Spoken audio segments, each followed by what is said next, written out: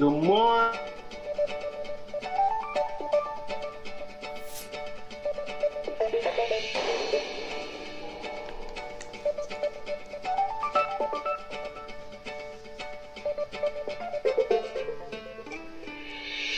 Good morning. My name is Brian McNeill. And I am Lisa Santiago McNeill. And thank you for joining us on our show, Let's Talk About It. We come to you each Monday through Friday right here on the SIBN network, on iHeartRadio, YouTube, TuneIn, as well as Facebook Live. Good morning. Good morning. Good morning. Like.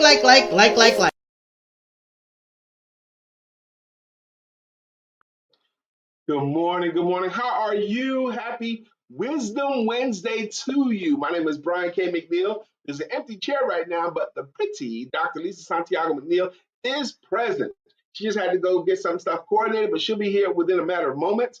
Today is going to be a different podcast for us. It's going to be a special podcast for us because this is a question that we get asked a lot, my wife and I, because people see how we work together and how we work together all the time and how we travel together and live together without driving each other crazy. But we don't consider ourselves experts at it. But we're coming around. Today's topic is thriving in marriage and entrepreneurship. I do understand not everyone that partakes in this podcast is married, and I do understand that not everyone is in a partnership. I'm hoping that between the four of us, DrLisa and I, and our special guest today, we have special guests today, between the four of us, some truisms will come out. Some things that are true that are no matter what. Because I do think it's a good idea to talk about these things. I don't think we've ever, in 9 years, we've never had this particular topic on this podcast. So I'm excited about it.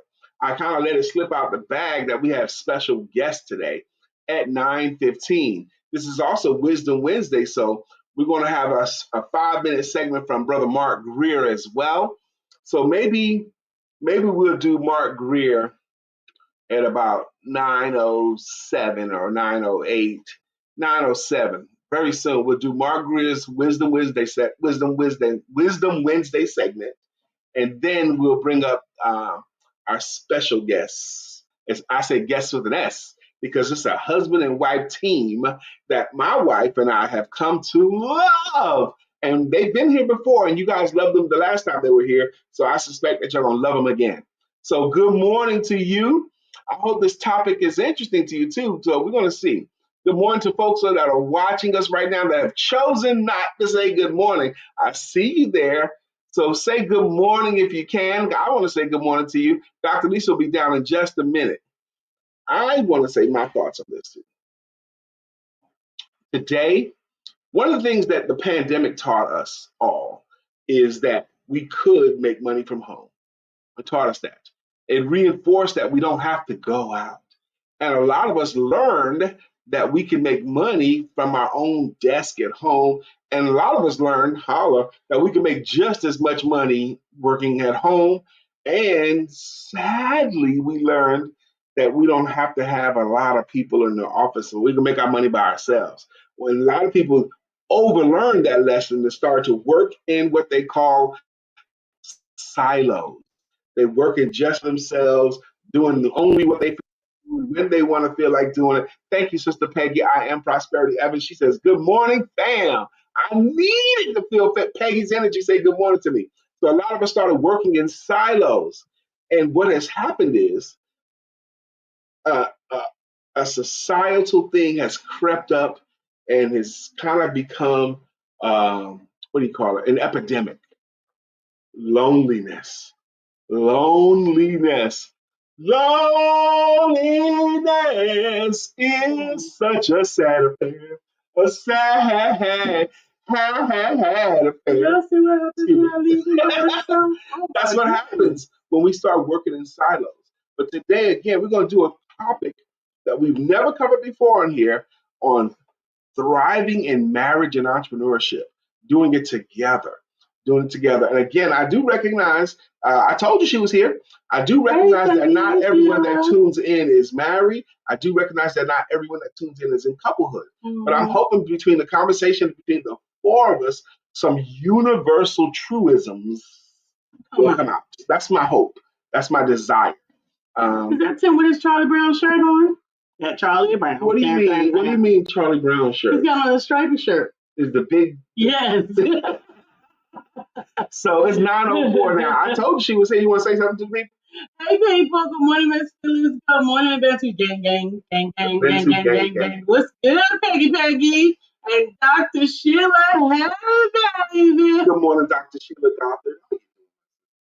So again, we've not covered this topic before, so I'm probably going to lean on the Bentus. That's right, because they've been doing it longer than we have, actually. It's easy to forget that. I know. It's easy to forget that. And every year in your couple of years, you learn some stuff. Mm-hmm. Okay, you learn some stuff. So I decided I'm going to bring Mark Greer up early. I'm going to bring him up in 2 minutes at 9:07. Okay. So his segments typically go 5 or 6 minutes. Mm-hmm. That way we get a chance to hear Mark, breathe from Mark, and bring the Bentus up at 9:15. That's fine, but can't we bring them up and let them watch with us? Who? The Bentus? The Bentus. Not yet, baby. Okay. Not yet. Okay, let's bring them up after, okay? I have a schedule, okay? That's what we're going to do. You're lucky that I let you pretend that you're in charge. All the time. Oh, did I say that out loud? Ooh, yeah, I don't mind. I didn't mean to. I don't care if you're pretending or not. That's a trick of marriage, by the way. Woman, if you can trick your husband into believing he decided or he's in charge, you get everything you want. And I understand that. That's okay. Good morning, William Brown. So we're going to bring up Mark in 2 minutes. Okay. That was a minute ago, so it should be in a minute now. And 9:07 by that clock. Okay. All right. Okay. 9:07 by that clock. And I don't mind that. I hope y'all heard that point. Couplehood, yes. Yes. But not just couplehood, because I'm hoping, again, how dynamic the conversation gets. And I'm super happy that Dr. Sheila's here and Brother William Brown is here as well. I'm super happy that Sister Peggy is here and Miss Phyllis is here, because I need your energy and your brain this morning. I am. My goodness, I feel like I'm sitting next to the fire. Baby, you've said this for 10 years. Okay?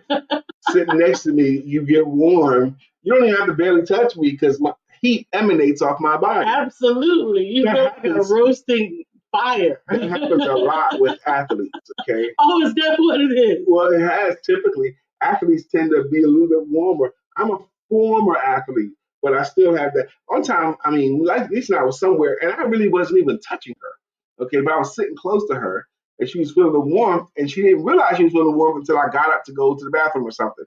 And then she goes, man, I was warmer when you're sitting here, and then it get cool when you leave. That's what I do.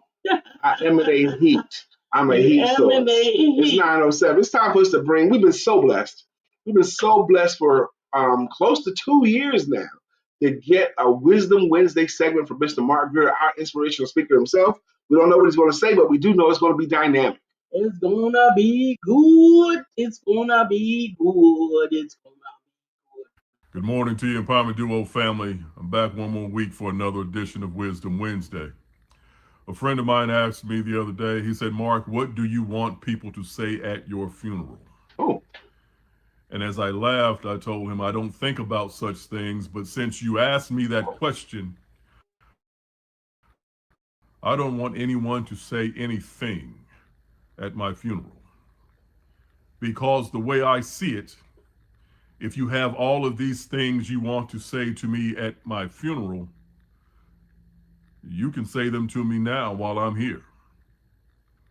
If there are words of me being a good person, you can tell me that now. If there are words to describe what I meant to you as a friend, you can tell me that now. Even if you want to tell the whole entire world I was useless, you can tell me that now.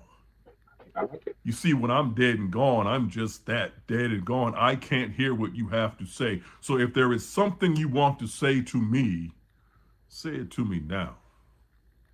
Because when I am gone, I'm gone. Empowerment Duo family, as our conversation went on, I asked him what he wanted his legacy to be. And he looked at me and he said, I want people to remember me for what I've done. And I told him, I'm not talking about what you did. I'm talking about what do you want your legacy to be? Because I'm getting ready to teach you a lesson. I said, your legacy is more than what people say about you when you are gone, what they remember you for. Your legacy, ironically, is something people will talk about after you're gone, but you are creating your legacy now. So what is it that you want your legacy to be? I told him it's not what you have done. Amen. It's not what you accomplished. It's what you leave behind. It's what you leave behind in your children. It's the seeds that you plant in other people. It's the things that you have done on a level that people feel your presence, and in their hearts they remember that you were here. It's what you did for people to make them feel you. When it's over, it's over. But if your legacy is profound, if your legacy is purposeful, if your legacy is powerful, you in essence will live forever. So Empowerment Duo family, what do you want your legacy to be? Who are you touching? Who are you planting seeds in today, this moment, right now?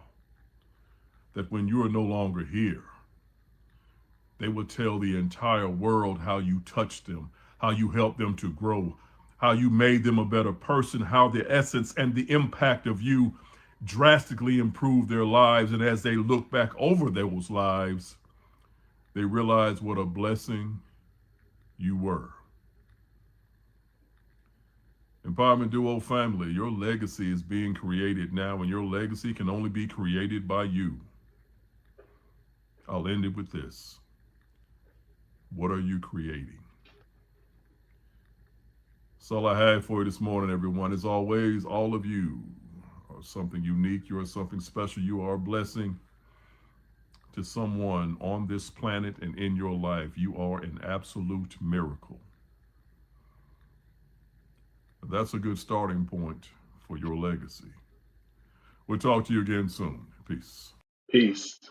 Peace. I could not agree with Mark anymore.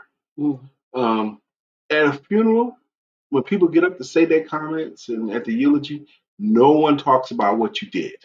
No one talks about the business you started.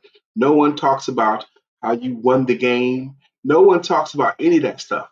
People only talk about you as a person, your character, how you impacted them. Your character is what matters. In the end, that's what matters. When Mark Greer said at my funeral, what I want people to say, I don't want them to say anything. If you got anything to say to me about me, I want you to say it now. There's an expression, give them their flowers while they're still alive. Come on, man. Good morning, Sister Cheryl Blakeney. She says, wow, that's powerful. It always is. What do you want your legacy to be? Are you a good person? Did you help anybody? I think that comment right there is a fantastic segue to our co-host, Epic Legacy, because I'm telling you, she says, wow, that's powerful. What do you want your legacy to be? Understanding how you want to be remembered and what you've accomplished. And even that. And your character. How you going to be remembered? People going to remember you for what you did for them or how you made them feel. Versus what you did for yourself. Or what you built. I built me a building. Great for you. I got 14 degrees. Well, I spoke in my aunt. I had an aunt, DrLisa, who stayed her butt in college. And she had all the degrees. She had the master of this, the doctorate that, the this and that and the other. She would get one degree or a certification or something and then go get another and another and another. And we all knew that. She stayed in education, okay? But at her funeral, when I spoke, I talked about her laugh. Her laugh was so distinctive. That's one thing I remembered about her. If something struck her as funny, she'd hit you with that. That was her laugh. I didn't talk nothing about her degrees or her accomplishments that way. Dr. Sheila said, I would want to make sure that I am living out their words while I'm Living out their kind words while I'm living. What a great way of looking at that. Amen. Good morning, Sister Jacqueline Rosier. She just said it now. Love you guys. Arizona morning, everyone. Up early again. This is my favorite season, autumn. And layers, snuggling more and being extra, extra close with those you love. That's the words from Sister Jacqueline. We're ready to bring it to the stage. No, baby, we're gonna go by our clock. Oh, We I'm need the sorry. You air. didn't tell me that. You didn't tell me that. You told me what the first stop was. You didn't tell me what the second stop is, and you and your air and everything. Right. We So need go ahead, feel it. rules, Feel baby. it. Feel it. There's Feel it. stuff, Have at it. there's benchmarks, Yeah. there's breakers, Sure there's there is. doors to be opened and closed. Mhm. Okay? So, I mean, because you need a chance to say some stuff, and I need some stuff. I need to know. get some stuff off me. Feel free. Because when we get our guests in here, and we're going to really get them in here too. We're going to use them the whole way, and we're going to take full advantage of what they bring and what they share to us. It's now 9:15. See, if you had to, when you said, I wouldn't be able to say those words. Okay, but coming to the stage is a young couple that we've come to know and love. They become a part of our lives. They support us in our live networking every single week, and they've also helped Lisa and I to satisfy our desires to pour into others by allowing us to pour into them. There are a few things that life has taught us based upon this cotton in my face, okay, this wisdom that they're allowing us to share. You guys know him, you love him. His name is Ten. Her name is Vincenta. Welcome to the stage, the Bentus.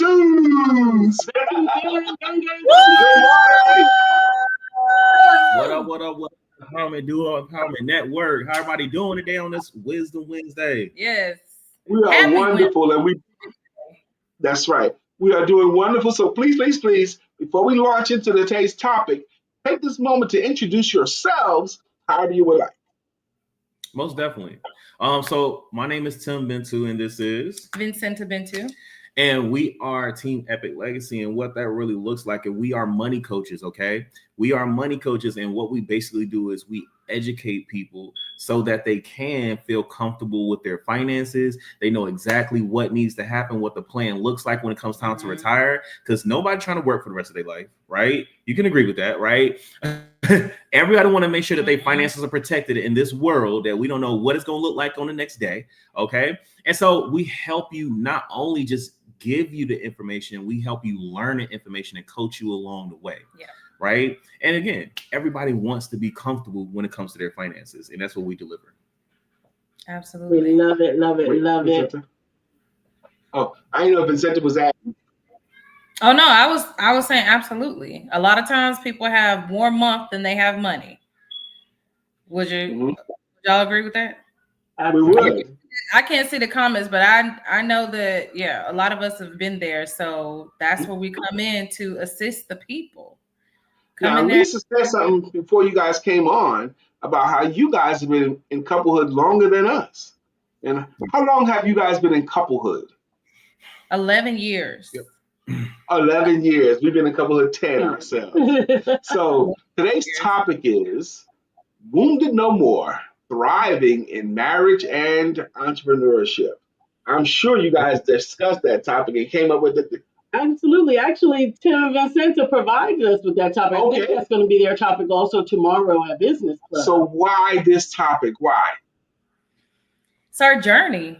It's our journey. And not only our journey, I feel that a lot of people, or I see a lot of couples don't have an avenue to see that they're not going through their problems alone.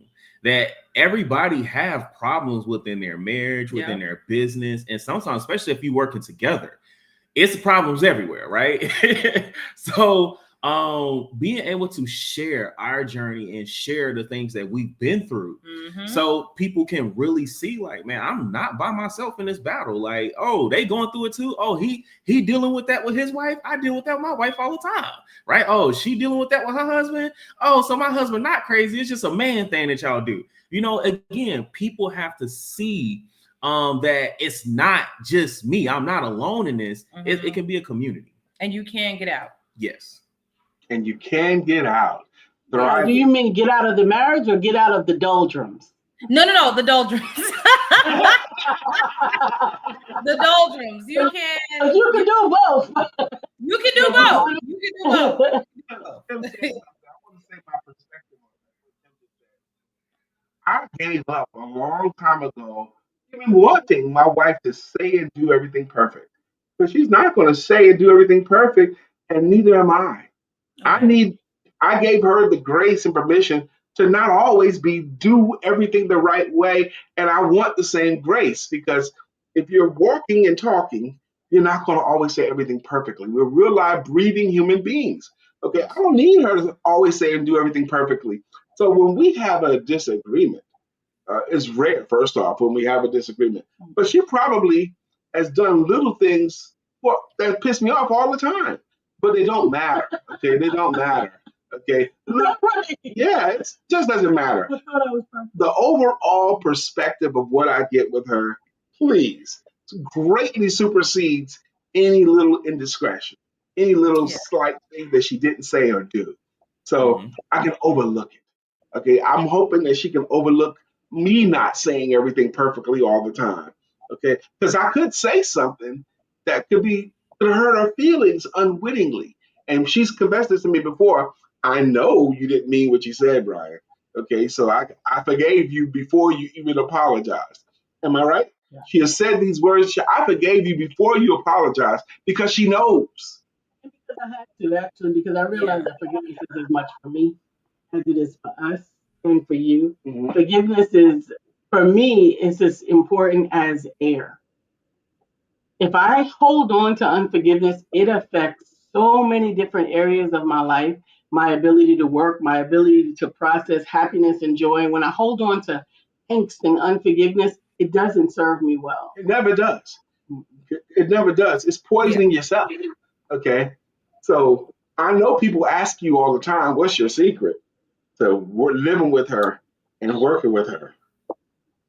Woo! All right, cool. Secret sauce here. And before you say that, we are together.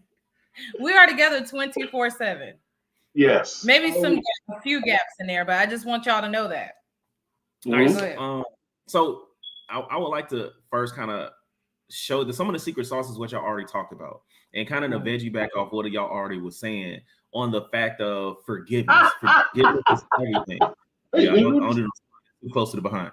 But however, so we found that a lot of people, let me say that we found with us that it wasn't that we had major issues. Mm-hmm. We were having what you call toothpaste arguments. Like, who left the cap off the toothpaste? Dishwasher. Yes. Why are you washing the dishes? You don't use the dishwasher. Wash the dishes. Mm-hmm. But it'd be simple arguments. And again, toothpaste is more of a kind of a metaphor, though. Really, like, if you really look at the grand scheme of it, it's not that big of a deal, dude. Just put the cap on the toothpaste. Or she squeeze it at the top, I squeeze it at the back. It doesn't matter. And but what happens is we let things build up so much that when we do see that, she done squoze the toothpaste from the top. Oh, she did it on purpose because she know I don't like that. So now you ready to go to war and you ready to go to battle, and all you have to do is really exercise forgiveness and grace. But it took us a very long time. It took us 3 years of straight therapy, no breaks, to learn that lesson. I don't want y'all to think that we getting up here and it's just we learned it all in the beginning. No, 3 years of therapy. I think we were already 4 or 5 years in our relationship for us to understand those principles and have the tools. Yes. And one of the things, the last thing I'll add on to that is what we developed. We had a conversation, and I think every couple has to have this conversation like that. Absolutely. That come to Jesus moment.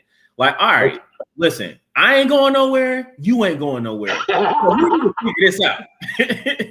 Work this out. We gotta be here. we stuck here, you know what I'm saying? Like, because I grew up, it's like till death do you part, and then the gun cocks, right? So if you death do you part, so I'm here, you here. So and so we had a it was funny. We was actually on a business trip, and we had our team and everything together. And stuff I was like pregnant. That. Stayed was pregnant. 4 babies, 4 kids. Stay pregnant. All under 10. We had to update that number. But we had a conversation. It was like, hey, listen, what's stopping us from being great? What's stopping us from being great for each other? And we both came up with is pride and ego.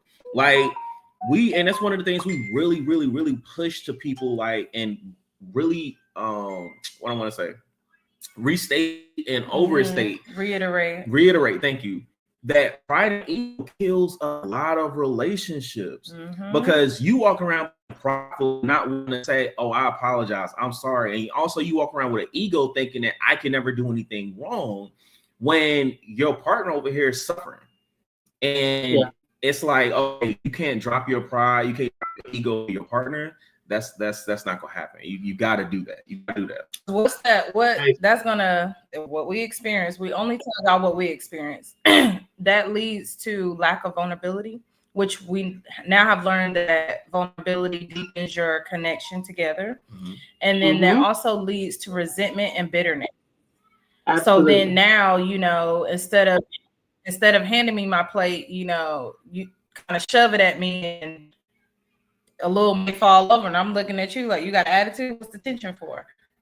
So it leads to all these internal issues, and it leads to y'all being in two-ness. You're not coming together, and that creates a whole nother stream of problems. All right. That's right. I told you guys they're gonna bring some wisdom today. Do you want to catch up comments first? Yeah. Peggy says that's true, Lisa. Unforgiveness is essential to growth, whether together or within yourself. I think she meant forgiveness. I think not unforgiveness. Yes, I think so too. Okay. But Sister Jacqueline says, Tim and Vincenta, being comfortable with your money is true. My family laughs at me because I have conversations with my money out loud. For example, I ask my money to do things for me, giving my money specific instructions. Baby, 72 years, and I stay in a positive and loving relationship with it. Amen. That woman is amazing, and that comment is amazing. Thank you, Sister Jacqueline Rosier, giving her money jobs, giving her money instructions. I'm going to go back to a couple of things. The toothpaste issue, because that's the real thing. And when you brought up those toothpaste type issues, little things that can exacerbate in your minds. I am a squeeze from the bottom, keep it neat kind of guy. Okay. So what we ended up having to do is just always have two. She can do whatever she wants with her toothpaste, and I have my side of two where I do everything I want with mine. I don't have to have any consternation with her toothpaste. Put the cap back. I want the cap back on every time, even the cap that's attached. Somehow she had difficulties folding it back from the open place down. Maybe her hands didn't work that day or something. So, but now I don't care anymore. She can do however she wants. Huh? Let this man speak. I say, let this man speak. He talking real. He talking real. My tactic is I have my cup on my side where I have my toothbrush, my toothpaste, my razors, all my stuff is over there. She can do whatever she wants with her stuff. That's an issue. The seat up, seat down issue. Okay. Was it really that big a deal? For women, I know there's a lot of women that can't possibly take those 2 seconds to look and see if the seat's up or down and move it. They just can't do it. Okay. So our solution is always keep it down all the way. Just close the whole thing. Okay. Keeps the bathroom smelling better, whole thing. Just close the whole thing. Okay. It's no big deal. Okay. Why are you shaking your head? Because you're right. It's no big deal. To be quite honest, I prefer the seat down. I think the seat should be all the way down. I think that when you flush a toilet and you have the seat up, then you might as well just spray pee all over the room. Or fecal matter, because that's what happens. It spreads the room. When you flush with the seat, and if you're not sitting there and you flush whatever's in that bowl, fragments of that back out into the room. Okay. And you shouldn't flush it while you're sitting on it, but that's a whole nother conversation. Okay. But anyway, bring them both down. It's no big deal. Okay. And if you've ever dropped glasses into a toilet bowl or a contact lens or a phone, you want both seats down. Because I've dropped all that stuff. Miss Phyllis says, yes. If you don't tell your money where to go, it'll be all over the place. Absolutely. Or it'll go where someone else tells it to go. That's right. Peggy says, keep the seat down. With an exclamation point. particularly since I have to navigate around in the dark. Yes, I know. Even though Peggy's a grown woman, she's had the same butt her whole life. She knows where her butt is, so she still has to navigate around in the dark. Oh, Peggy. I'm not even trying with you. But listen, we're not only talking about thriving in marriage, but we're also talking about thriving in marriage and entrepreneurship. Entrepreneurship, yes. There is a very delicate balance, I think, and feel free to chime in if it's different for you. That in marriage, marriage and entrepreneurship, although we are peers, we still have different responsibilities as it relates to business and marriage working together. Amen. Talk about it. Because in business and in entrepreneurship and marriage together, because we being in our household, we have a traditional relationship where I have duties and he has duties, and they're distinct duties, right? So while we believe in equality and don't hit me with your feminism and none of that, keep it to yourself, there are certain things that I do that he doesn't do. There are certain things that he does that I don't do. Like I have nothing to do with waste management, nothing at all. I don't even know when the trash comes to take away. None of that is my business. But even though he knows how to cook, it's real. Even though he knows how to cook, that's still my responsibility primarily. I do cook. Even though he does cook, just like I take the trash out once in a year. You never take the trash out. I have taken it out once a year. You took the trash out? Yeah, I did. I never saw that. But I say that to say there are certain things that go on that I have to balance what I'm doing as my job in our entrepreneurship journey. And even in business, there's things that you do better, and that's your responsibility. Absolutely. And things in my business that I'm supposed to do. There's distinct things, even though we're together, but I don't expect her to do everything I do, and I don't want to do everything that she does. So you do have to keep some stuff separate. Sister Lena Janelle says, good morning to all. Good morning, Lena Janelle. And Dr. Beverly says, grand rising to my favorite, awesome, beautiful family. Hey, Dr. Beverly. So, Vincent, I know that you guys have similar dynamic in you both do a lot of the things, right? You both take care of the kids. You both take care of the business. You both do those things.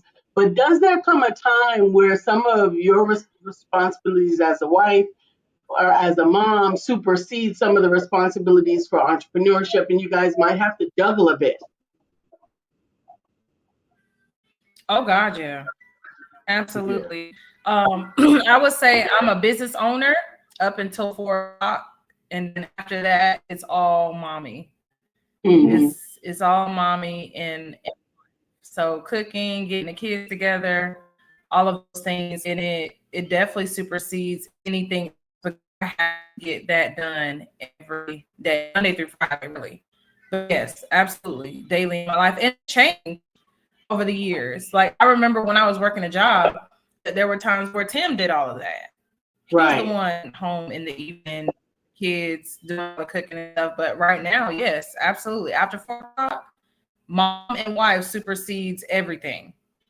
Absolutely. Supersedes and I think that is a Tim's part two because it's 9:32. Did you want to add on to that, Tim?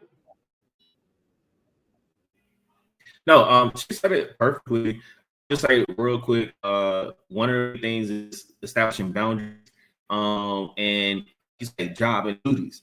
Everybody do their part. We're a team, so make sure that you do your part, I do my part, and when you're struggling, let somebody know ahead of time, so that way it don't put more work on the other person.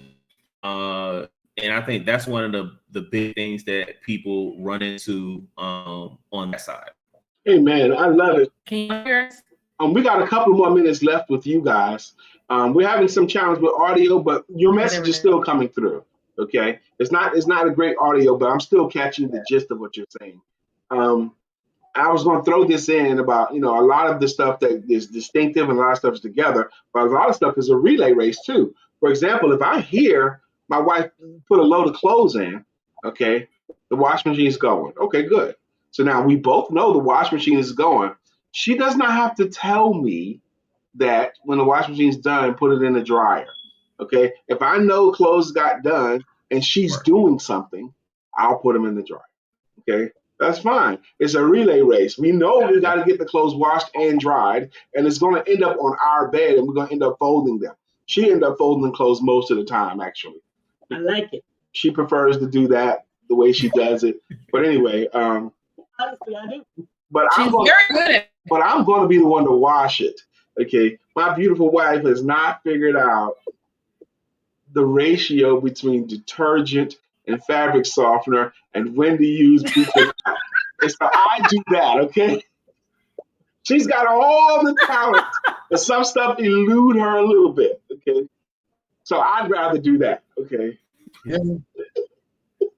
Listen. All right. So look, and I know you Bill Cosby me on that too, right? Bill Cosby and I got that. You know, Bill Cosby, the wife asks you to do tasks, honey, go do the laundry. Do it, what she says, but do it so badly that she'll never ask you to do it again. So I know she's Bill Cosby on me on the laundry. But anyway, it's 9:34. I want to give these the last couple of minutes with you guys to you because I want you to speak to this loving audience. I want you to talk to them, drop something on them, teach them something, give them some encouragement, whatever you got. But 2 minutes, the floor is yours. Speak to our audience. Most definitely. I'll start off the conversation, but I'll take a minute to give you a minute to speak up. But really set you some boundaries within your relationship. And it's especially when you have to understand if you work with your partner, especially speaking of the ones that work with their partners, and if you don't, you got to know what's your time and what's their time. You can't, like, even though we're together 24/7, 365, it's times where, all right, I'm going off over here and I'm in the garage or I'm in my man cave.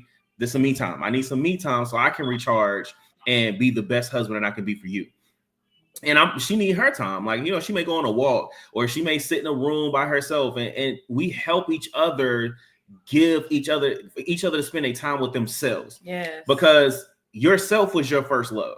And you always gonna do what you have to do to love you. Always got to do what you got to do to love yourself and protect yourself so that you can give your best self to other people.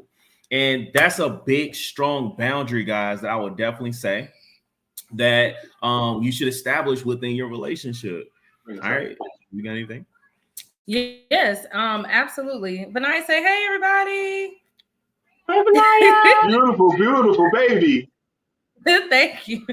But what I really want to leave the people with is to know that when you're in couplehood or marriage, you need to invest in a therapist. Because you are two people that are coming into a relationship or a union if you're deciding to get married, and y'all have never done this before as you two people. You may have had great examples, you may have not had so much great examples, but regardless, is you guys are two individuals that God put together, and you need to figure out your communication strategy. Communication is the number one reason that a lot of resentment happens. A lot of couples don't make it. So you really need to get in front of that and invest in a therapist, and also work on your relationship individually with God, and then what your relationship is going to be together with God. Amen. Thank you both for an amazing guests. We knew that you would be. We look forward to you every Wednesday, or every first Wednesday. Is that what we started with? I don't know, baby. All right, so we'll see you next Wednesday. Maybe. I want to say we see them every week live at our live networking. But thank you guys for joining us. Absolutely. Do you have to run off, or can you hang out in the green room? You good to go. Okay, good. So we're gonna put you down. What a day! What a day we've had. We had an amazing word from Mark Greer. We had an amazing word from us, but we also got a chance to enjoy Tim and Vincenta. Bentu. Gang. Let's catch up the comments. Dr. Beverly says. Dr. Beverly wrote us a book. She says, thriving in marriage is a commitment to a relational business for building and growth that requires love, respect, submitting, and communication. Thriving in entrepreneurship as a married couple requires focus, resilience, planning, and mindset that also couples with patience and loving what we do and bonding to the time it takes to accomplish what's planned. Amen. She did write you a book, but it was a good book. Janelle says, Excellent advice, sis. With her emojis. Anybody, did we get any other comments that we missed? I think we got the rest. Amen. Peggy says, keep the seat down. Yeah, we read that. Okay. We read that. And good morning from at KSBC R5Z. I presume I don't know who that is, but I'm saying good morning to you as well. Good morning, Shirley. Good morning, Shirley. Good morning, Shirley Dijonette White. We appreciate you guys here. Now we are we're right at 2 minutes before it's time for us to sing our songs this morning. I'm going to go ahead and take a moment on today in African American history. 366 days of historical events and accomplishments. Good morning, Mark. Thank you for coming in the room. I could not agree with your message today anymore. Absolutely. I 100% agreed with it. You know, I don't want anybody to say anything. Say it now. Say it now. Go ahead, baby. But in 1979, just 9 years after women could open their own bank account, that's right, Barbara J. Wilson became the first African-American woman to franchise an automobile dealership. What? In 1979, she became president of Porterfield Wilson Pontiac, GMC Truck, Mazda, Honda. In 1987, Wilson received the Candace Award for Business Women of the Year. That's amazing. What's that is amazing. Barbara J. Wilson. I think that is amazing. Dr. Lisa was reading off all the different names: Pontiac, GMC, Honda, Mazda. They have to approve her to be a vendor of their vehicles. That's not an easy thing. It's not. And she had a lot of them. Yeah. She's an amazing either negotiator or something. But it's really interesting to me that I continue to be reminded that it was only 1970 that a woman could have a credit card in her name by herself or a bank account in her own name. Yes. Now imagine a woman to have a bank account had to have a man's name on it as well, a husband or somebody. She couldn't even have a bank account only in her name until 1970 in this country that we live in. That's right. So that's a double major accomplishment for me. I think for the past year or so, I think in terms of the importance of that little nugget of insight, 1970 was, I feel like it was the year that women got their own power. Because being able to have your own money, manage your own bank account, have a credit card in your name is so important. And then she took it another further. She took it to the next level. And she said, okay, now that I got my bank account, let me go ahead and buy these franchise over here. That's amazing accomplishment. Absolutely. This is right. This is new. This is new that women had this much control. 1970 to 2025, I mean, we're still looking at 50 years. Absolutely. That's all. That's young. Okay. Absolutely. Who's that you got there? That is Miss Phyllis said, Miss Shirley said that KSBC was me. Okay. I forgot to switch my account over from my church. That was her church. Jacqueline said, enjoyed this couple. Wonderful to see and hear wisdom and great advice from the young. May the Lord continue to be used of by the Lord. Amen. And Miss Phyllis said, I was 11. Dang, in 1970, you were 11. Look at that. And I was 3. So in our own life, I was only 2. In our own life cycle, these things have become historical, which means prior to them, they did not even exist. It's amazing. What was the year that Black men could get a bank account? I don't remember that, but I do. But you do. But I can look it up. And some of you, I do remember just when Black people got the freedom to purchase because they wasn't even allowed to buy in department stores. Okay, they weren't allowed to buy the name brand jeans and all that. So let's catch up. Linda Janelle says, I want to add that I love Jacqueline Rosier's assertion that she speaks to her money. I heard renowned financial coach Susie Orman say something similar once in the Oprah Winfrey Show. Susie implied that we must respect money And she puts in all of her famous emojis. Yes. 1970, wow, a year before I was born. That would explain some of my mother's chutzpah as a principal. Yeah. She has her own money, her own account, one with my dad and one by herself. I think that's a success. I think your mom learned some stuff. I don't know how the Bentus did it. We should have asked them. But I think there's a reason. I think you should have my money, her money, and our money. I think that works best.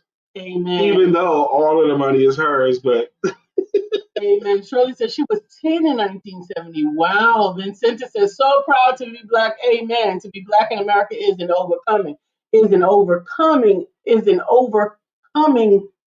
We are overcome. Yes, and Black people, you should always have your head up because Absolutely. you're the descendants of amazingly creative and tough people surviving what we survived to get to where we are today. You owe it to your ancestors. Shout out to Mark Greer. You owe it to your ancestors to represent wise, That's right. loud, and proud. All right, it's 9:44. We got to get going. We're about to say thank you. The way we say thank you to our consistent contributors here is with greeting songs and with greeting logos. Hey, For Uzama, I didn't example, see you. Uzama Rob was up first. He's got a song. Bitcoin King, he's a Bitcoin King. Uzama, Bitcoin King, he's a Bitcoin King. Uzama Ra. Why are you singing a song to this man? Because he's a consistent contributor to the podcast. Peggy. You gotta say it. I will. Okay, he's a consistent contributor to this podcast. What's a contributor? Someone who puts stuff in the comment section that we can read aloud. This podcast is driven by the comment section. Up next, please move that out the way. Peggy, I Am Prosperity Evans is next, and in my Biggie Small voice, Peggy, can't you see? Somehow your words just hypnotize me. She's gonna motivate you every day. Peggy J. Evans is here to stay. That's Peggy's song. Y'all sing the song to Peggy? That's right, just like we will to Dr. Sheila Gothard. Sheila. Storms are brewing in her eyes. Oh, and we got to find a Bentu Gang Families Jam. And I want them to help us find it, please. Y'all help us find something based on either a music or genre or something that we can put your name in. Miss Phyllis has a logo that goes, Miss Phyllis is here. Miss Phyllis is here. So clear the way. Miss Phyllis is here. Now we can always have a great day. Good morning, Miss Phyllis. How you doing? William Brown's got a song too, and it goes, good morning to our friend Will. Nobody thinks like him still. We love him so, and we always will. Our friend Will. Good morning to our friend Will. Good morning to you. Cheryl Brady, if you keep coming, you're going to get you a song. Yes. Jacqueline Rose has a logo and a song. Her logo is, well, according to Jacqueline, and her song is Jacqueline Rosie, pretty little one that I adore. You're the only one my heart beats for. I'm so glad that you were mine. Dr. Beverly submits, check out Freedom Savings Bank, 1865. Black-owned banks and credit unions, 1888. Credit unions, 1920 established. Yes, I have researched Freedom Bank. I know all about the rise and the fall of Freedom Bank. I studied the initial banks for Black people, initial insurance companies for Black people. I do those kind of things for fun. I do check them out, yes. And I don't like the story of Freedom Bank, but it was terrible. I mean, it was wonderful, but the forces that be can't have these Black men having a bank that's successful like that. Anyway, who's next? Leonard Janelle, baby. Leonard Janelle, baby. We gets high on our heart, don't know how to behave. Ooh. Susan Kennedy's got a jam too. Susan Kennedy. You're everything I need. You are so beautiful to me. That's Susan Kennedy's greeting song right there. How come she gets a song? She contributes. That's why she gets a song. Absolutely. Anybody else? Dr. Beverly is in Dr. Beverly has a logo that goes, Dr. Beverly is on the show. Good morning, Dr. Beverly. And good morning to you. And the rest of your crew. Good morning to you, Dr. Beverly. I know Mark's in the room. There he is. Mark Greer has a jam too. So wide you can't get around it. So low you can't get under it. so high you can't get over it. Mark Greer is under a groove. He's getting down just for the fuck of it. Mark Greer is under a groove. Nothing can stop us now. You know, as we sing these songs, we have our housekeepers. We have our housekeepers here right now. They're cleaning our house. They're being very respectful, not to make a whole lot of extra noise while they hear us doing this. And what a blessing. What a blessing that every other week we can hire someone to clean our home. And I had to learn that we had to invest this money because my wife was hinting about it before, but it took a little while before it resonated in me until she finally figured out how to sell me on it. She said, I need a housekeeper cleaner. And I was like, for what? But I didn't understand because then finally she goes, Brian, how many times have you cut the grass? I said, I've never cut the grass. I've not one time cut the grass here in our house together. I always hire someone to do that. Why would I spend my time cutting grass as a sales confidence coach? I don't make any money cutting grass. Aha. So we hire someone to deep clean every other week, We'll keep the regular house clean, but what a blessing it is. That frees us up, okay? That's an expense well worth it. Okay? Why it will rock you, rock you. Shirley DeJohnette, why it will rock you, rock you. That's another point right there. We pay for someone to do the yard, pay for someone to do the house, and who else we pay for services? As much services as you can pay for, do it. Then Senta and Tim, I want to get you a jam. We did Lena's song. We did Dr. Sheila's jam. Yes, we did. Uzama, thank you. We love you. He says, have a great day, everyone. Have a good day, everyone. I said, I'm telling you, it needs to get gooder and gooder right now. I am excited about the day this morning. I'm hoping you are too. You get so much more done when you allow yourself to look at it positively. The song that was in my head when I woke up, eyes haven't seen, ears haven't heard all that he's planned for me. There's that song, so much more worth fighting for. The song's called Worth Fighting For. And it is. So I'm going to everything I have is worth fighting for. My marriage is worth fighting for. My business is worth fighting for. My peace is worth fighting for. We heard Brother Tim Bentu mention it to you. In the business of life and all that you got to do, finding some time for yourself is critical. Absolutely. I do it every day. And if I didn't do it, what kind of person? My wife has had to teach me this too. Okay. I have a cigar every evening. I have one cigar every evening. And a cigar is going to take some time. It's going to take an hour or two, some cigars. But there were some times when I chose to eschew my cigar. I'd work all day, host a men's meeting or whatever meeting, and then go straight to bed or try to be in the bedroom with her. And it was horrible for her. My energy is still high. I'm all over the place. My volume is still up. And she's trying to come down because I haven't come down yet. I haven't taken the time it took me to go from here to a level that's acceptable to my pretty wife. And I didn't even realize I had too much energy in the room. Whoa, man. B. Amen. That's why Vincent, she says, I'm worth fighting for. My kids are worth fighting That's for. right. That's right.